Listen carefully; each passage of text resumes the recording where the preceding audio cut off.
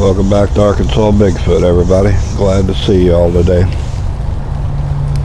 Well, if you watched our video of Junior Says Hello, you'll know that we had quite a bit of excitement there in the last 3 or 4 minutes of the day.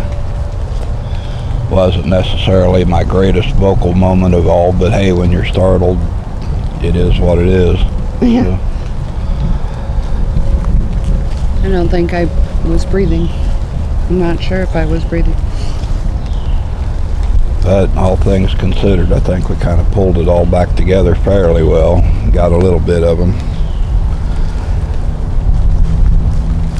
You could see the black one, which is Junior, a couple of different times walking through there, but there's a larger gray one that is a real dark gray. It's broader across the back, a lot thicker looking, and it was standing kind of still down by one of the trees, and then you can see it turn and its arm move, and then it just slowly slips off to the left, back in behind there. I thought it might be an older one at first, but when I was inquiring about it, if you will, what came to me was that it was an older sibling of Junior's. And I thought, well, how is it gray? And then I was reminded, it was really kind of weird, but we used to raise bloodhounds, and our male was red, the traditional looking bloodhound, and the female was black and red. And every time she had a litter, she would have a couple of them at least that were silver. She'd have blonde, she'd have red, and she'd have the black or black and red, and on and on and on.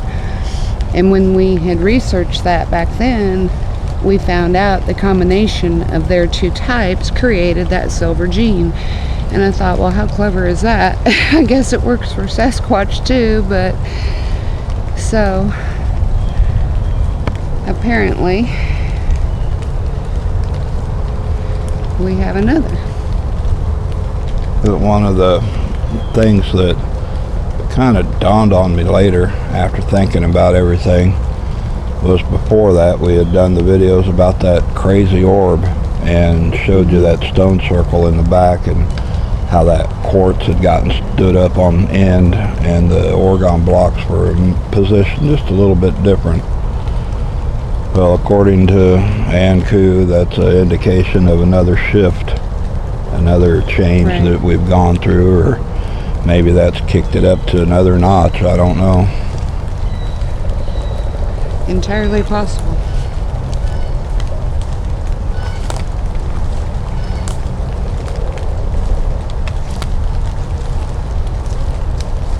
So the question now is, where do we go from here? What next? You know?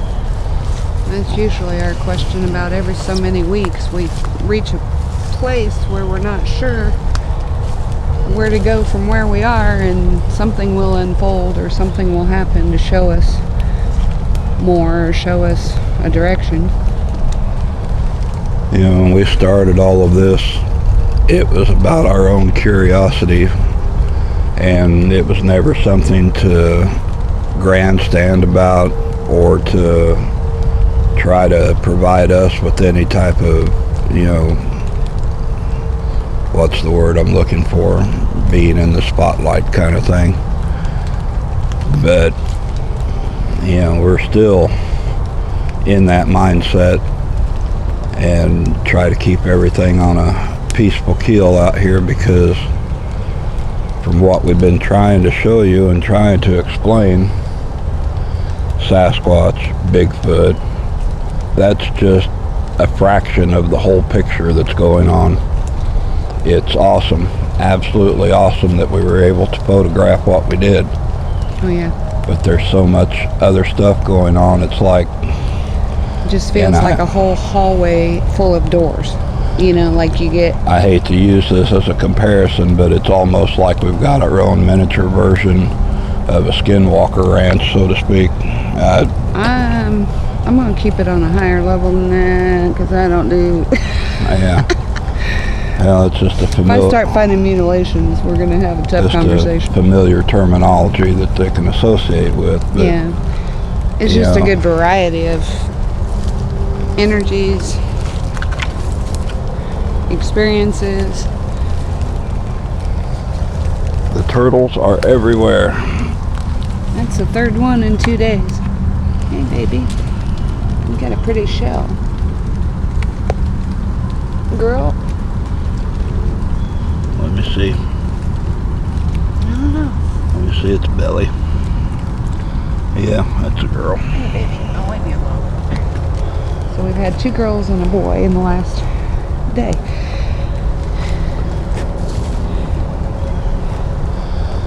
So we've had all of the elemental energy going on. We've showed you the orbs that we've caught on video. We've had strange voices and phenomena, and we've captured ghostly apparitions out here. The wee people? The wee people are a whole entire other thing that is beyond, or maybe not beyond. Maybe that's what I'm getting ready to do, is explore that a little deeper. It's just a lot to process.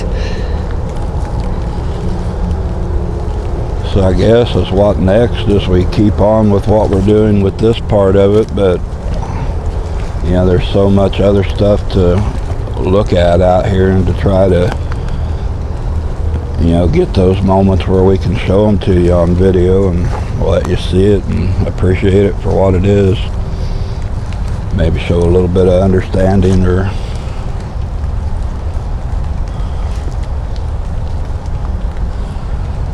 the elementals out here are, if anybody has really studied the videos, there are so many energies residing out here. I'm surprised we have room to walk, to be honest. I mean, it's just almost overwhelming when you really get to studying some of the imagery. I actually am thinking to use a camera and just come out and sit quietly, because it feels to me that if Sasquatch is not concerned about being physical, then maybe our timing is good to start catching some of the other elementals.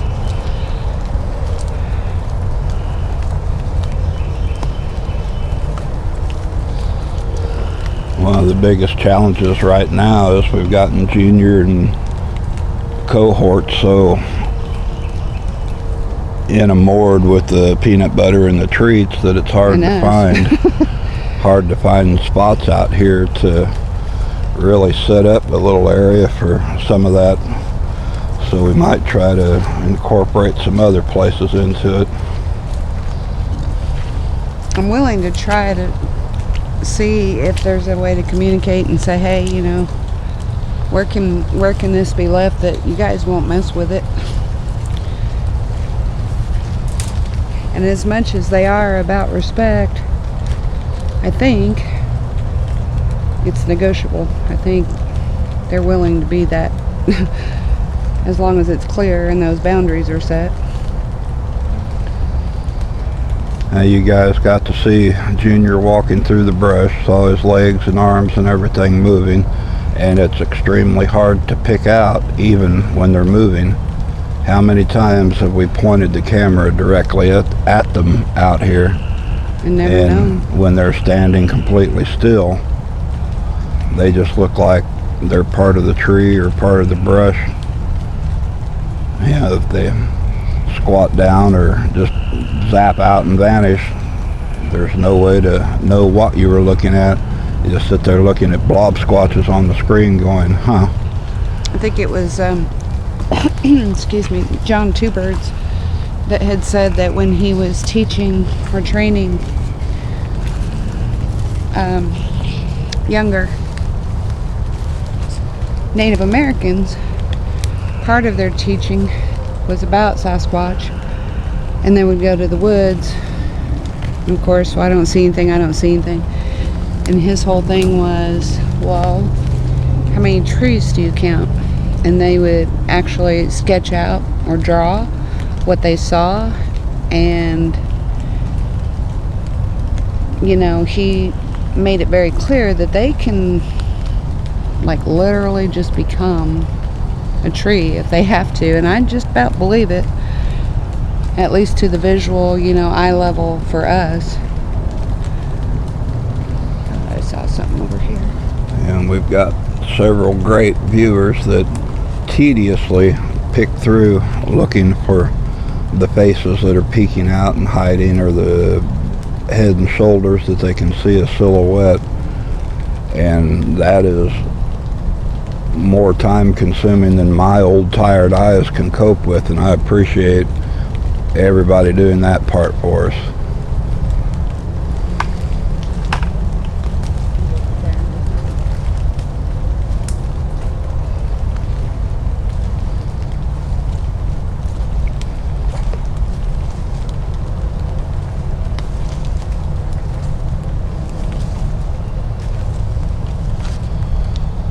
I think what was the most surprising to me about that moment back there the other day, we had gone back, she filled up the gifting tree, I hung up the cameras, and we kind of walked around for a minute before I picked the camera up to do the ending for the video. So we were back there a good 10 minutes, 12 minutes, something like that. And he just stood up, or I saw the first one stand up. So I had no care whatsoever that we were literally 30, 35 yards away. I guess it should be intimidating that they aren't concerned, but for some reason it's not. But that's another case in point. How close have you actually physically walked next to one in the brush? And if it's standing still and breathing quietly, you'd never know. And sometimes I think, based on when we've heard those little warning type growls, which has been infrequent, sometimes we're just walking along and I think they may be in a cloaked form and we just don't even, have an awareness. I would never startle Mama or any of them intentionally, but I'm thinking if you're sitting that close, what'd you think was going to happen? Yeah, it's like having a situation like that. That looks weird. And yeah, you want to try to reposition yourself a little bit better so you can get a clearer view, but don't ever chase after something like that. You wouldn't do it after a bear or a cougar. Don't chase. Yeah, we went after, when we first heard what we believe was Junior, we kind of trekked up through there to no avail. I mean, there really isn't a point anyway. No, they can move through that brush a lot easier and a lot faster than we can. Well, I didn't wear my rubber boots today, but Rachel did, so I might just let her walk across there and do that tree real quick. Or I can get across right here, I think. And we got some more stuff tore down, looks like.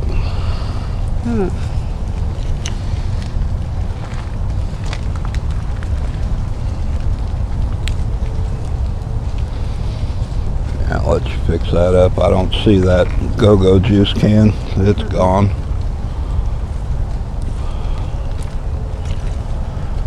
Looks like somebody stood here and threw mud clouds. Yeah, threw mud balls at the tree. That's Or weird. over here by it.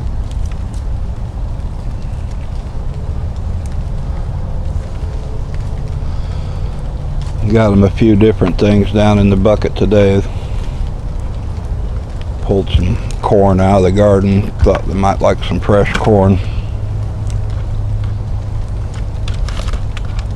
Oh my goodness. Yeah, I got popcorn and bagels and ears of corn, peanut butter and apples. Don't get used to it. Now those little seed bags are for you if you wanted to try something later, but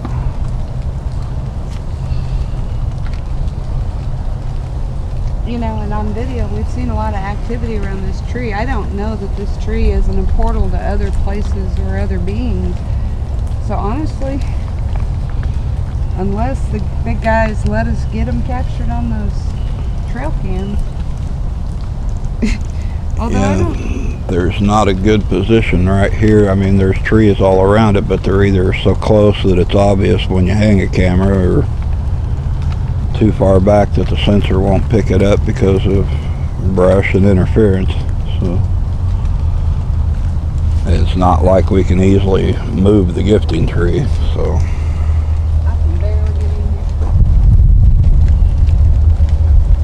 and we've been walking through the raindrops trying to get out here this evening. You'll probably hear some thunder rumble in the background. So.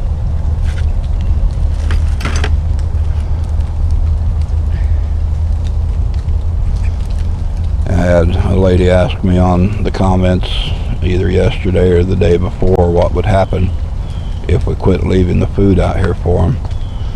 Yeah, I don't know. They might go back to doing what they were doing before that. They might be up at the house banging on the walls and banging on the door wanting the peanut butter. I don't know. I think it's all in how you communicate. We've just gotten into the habit of doing this now, so I don't know that we actually leave enough food to be sustainable for even one of them. It's more of a gesture. Yeah.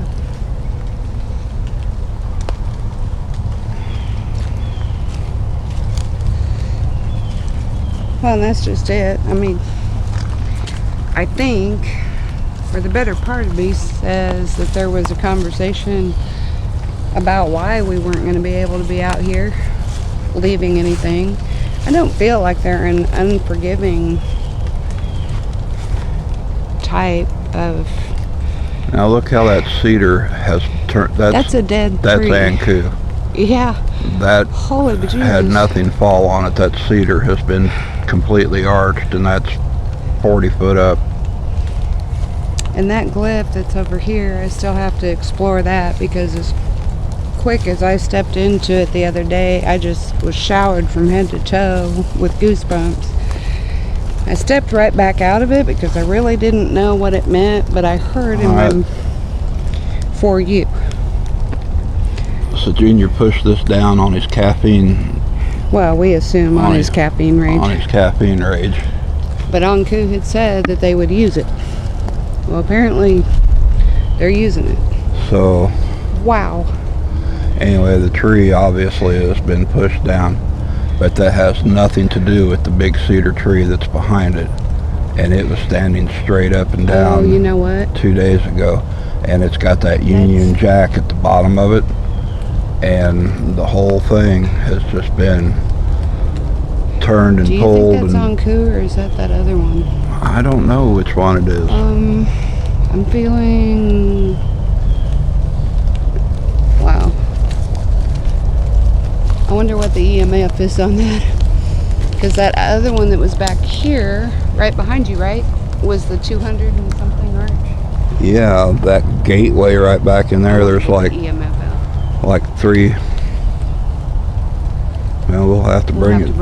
I left my phone up at the house. But there's 3 arches over there that just went kabang over the... That's pretty cool.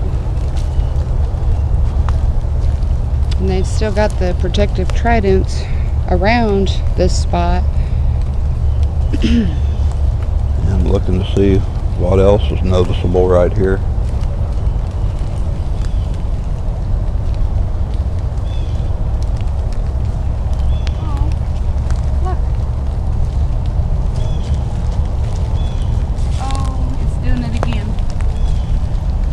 Wow, I don't know what they've done with this spot. And when I heard for you, I didn't know what that meant, and I still don't. But look, everywhere. And nowhere else. I'm looking everywhere. Thank you. Aren't they beautiful? I don't even know what those are. Are they? That's right here in the center of this triangle. The root forms one side of the triangle where your hand is. And then you've got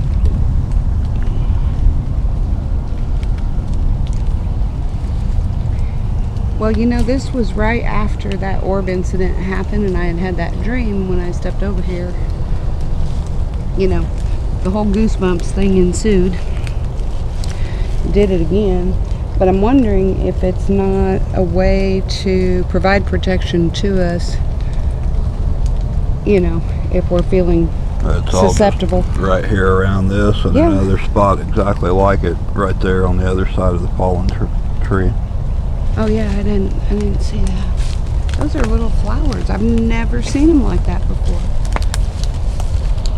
Right there, and that's the only spot that I'm seeing them. These two right here. I'm gonna coming through. There's a little tiny person foot. Oh. Is that one of the young ones, or is that a little people? There's the toes pushed down into it. Unless Mama's foot is here, I would say little people. Oh my God. Hey. This is gorgeous.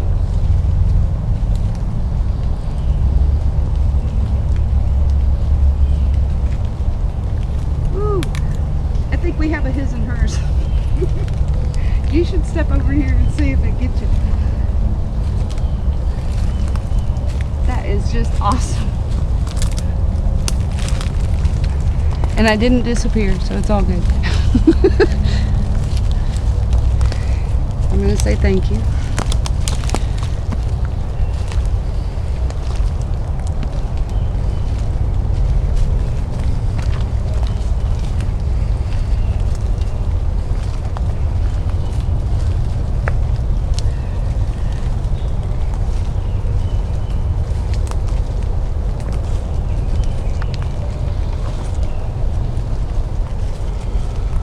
So one of the takeaways I want to leave with everybody during the conversation out here today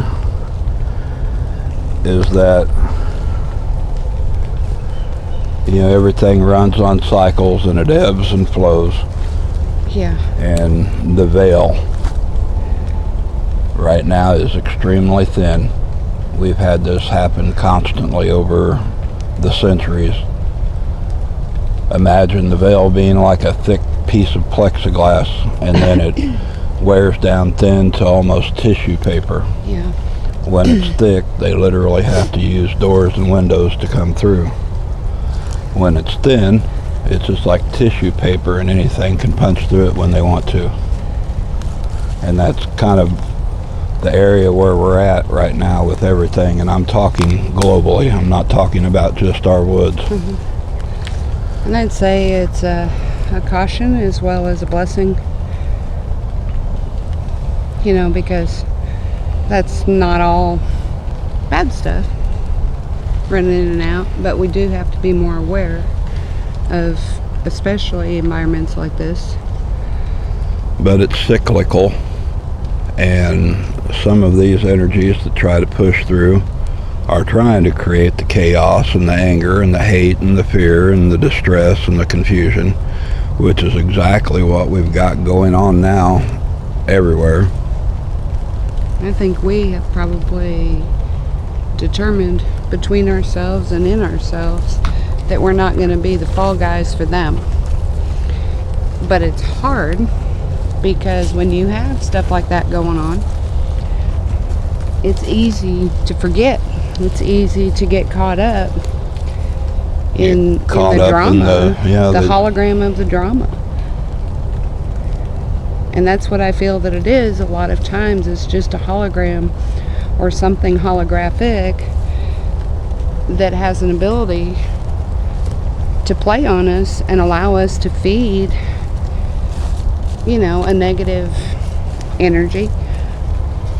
So if you catch yourself kind of spiraling out, stop and ground and step back and ask yourself, is this me? Is this really me, the way that I feel and the way that I think, or am I just getting caught up in the tide of the chaos and crap that's going on? And you can even ask yourself, is this real, or is this my truth? Or there's a lot of power questions you can ask, and listen to what comes back to you first from within, because that part of who we are is our biggest compass. And, you know, it's not going to lie to you. Your mind will lie to you.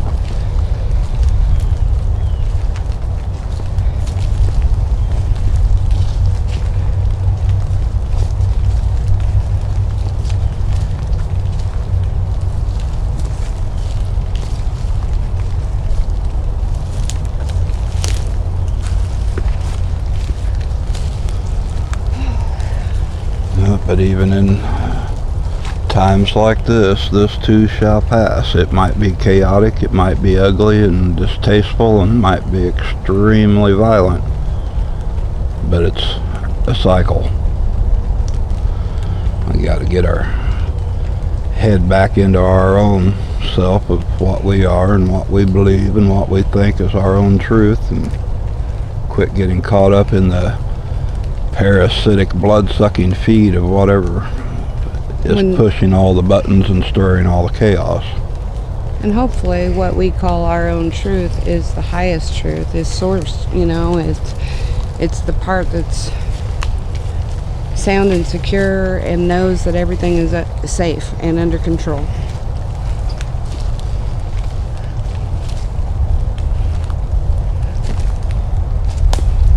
And I think everybody gets tested on that. Everybody has to be tested. That if you've ever seen a dog or an animal that is completely infested with parasites and sucked down to its last breath, that's exactly how some of these energies affect us. You gotta unplug from it. Us as people, us as individuals, both. And I'm grateful because I have strong people around me, including Kenny, that are good at helping me stay in check. If my energy's not right, I have no doubt in my mind he's not afraid to turn to me and say, you know, might have something more going on here, because he knows me that well. And vice versa, I wouldn't be afraid to tell him. But if and when we don't have those people that know us that well, we still have access to the answers. Look, that tree down below is getting to be more and more face-like. You see it on the right? Alright, well, we're getting ready to get a little more rain, and it's getting a little darker down here, so let's get it finished up.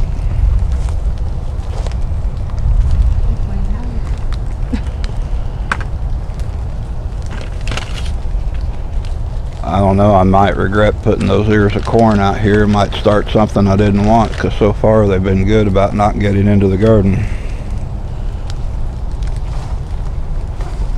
Well, they have rules. As long as they comply.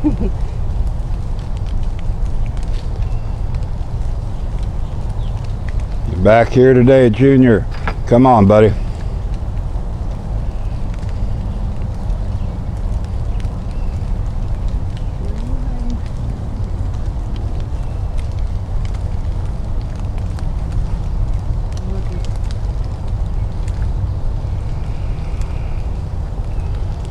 Yeah, this time of evening when I zoom in, it just makes the picture darker, so trying to give it a little bit more of a wider shot.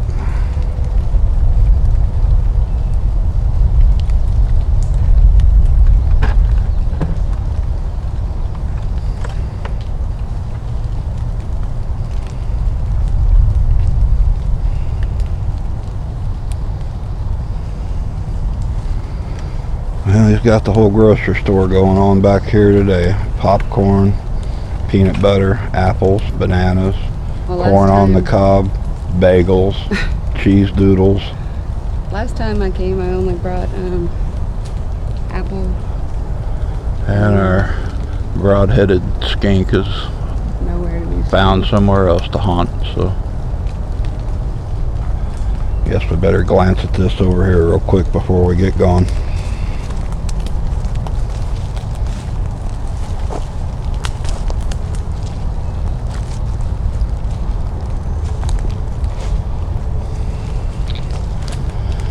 if you guys get a chance, go to the channel, to the videos, and go all the way almost to the very fourth of the bottom, and there's one called Snotty Little Wood Boogers. And I want you to look at the end of the video when we're back here by this, How it started. how it looked when it began and how it looks now. Pretty impressive. But just go to the video section down toward the bottom fourth, and it's called Snotty Little Wood Boogers. And I think that's the day one of them was coughing up phlegm balls or something. I don't know. But When we first found it, the blue blanket was in it, and all the little things that we'd brought Junior. yeah, he collected up all the trinkets and brought them back here. Alright, so all that looks like it did the other day. Yep.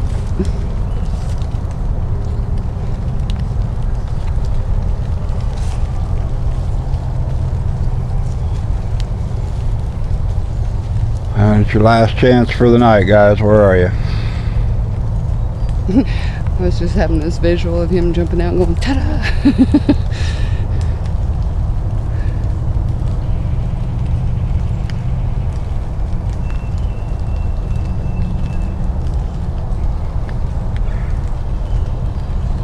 Never far, never far.